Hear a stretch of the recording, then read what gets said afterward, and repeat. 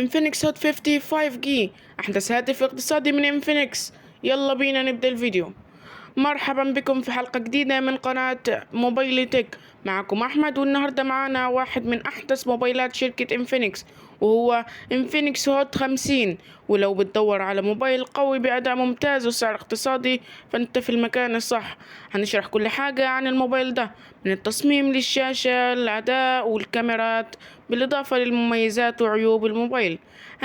هنكلم كمان عن السعر في السوق المصري، وهل يستحق انك تشتريه ولا لا. تابعونا لاخر الفيديو علشان تعرفوا كل حاجة عن انفينكس هوت 50 5G. تصميم انفينكس هوت 50. خلينا نبدأ بالتصميم.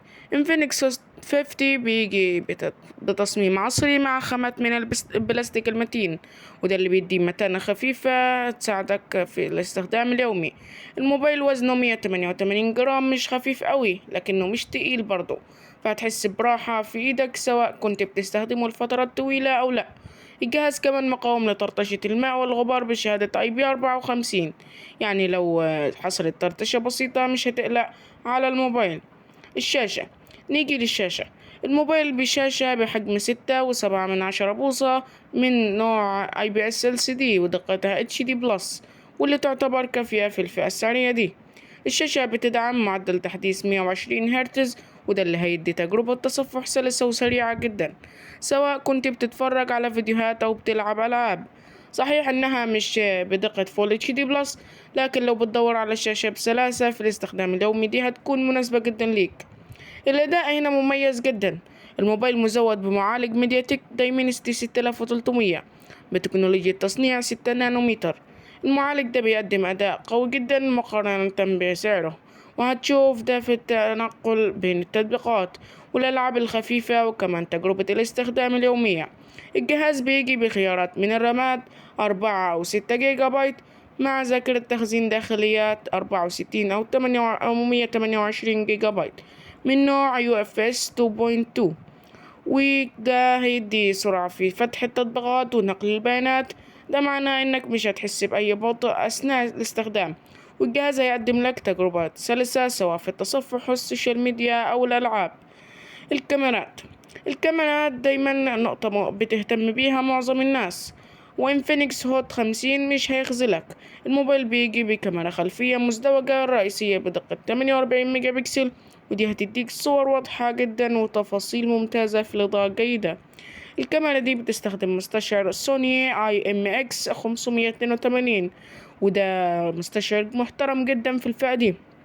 التصوير في الإضاءة المنخفضة كويس، لكن طبعا الأداء بيقلك شوية بالنسبة للسيلفي. الكاميرا الأمامية بدقة 8 ميجا بكسل مع فلاش ليد، يعني حتى لو كنت بتصور في الإضاءة الليلة هتحصل على نتائج مرضية. البطارية. موبايل انفينكس هوت 50 بيجي ببطارية كبيرة سعتها 5000 ملي أمبير، ودي هتكفيك استخدام يوم كامل بسهولة سواء كنت بتتصفح الإنترنت، بتتفرج على فيديوهات، أو بتلعب ألعاب خفيفة. البطارية بتدعم شحن سريع بقدرة 18 واط. صحيح إنه مش أسرع شاحن في السوق، لكنه مقبول بالنسبة للفئة السعرية دي. وكمان بيدعم الشحن العكسي لو كنت محتاج تشحن جهاز تاني من الموبايل. المميزات: معدل تحديث 120 هرتز مع شاشة كبيرة هتديك تجربة تصفح سلسة. وكمان 2، أداء قوي بمعالج دايمنستي 6300 مناسب للاستخدام اليومي، وكمان الألعاب التقيلة والخفيفة. وكمان الكاميرا الرئيسية 48 ميجا بكسل هتديك صور ممتازة في الإضاءة الجيدة. أما عن الميزة الرابعة فهي بطارية ضخمة 5000 ملي أمبير تدعم الشحن السريع.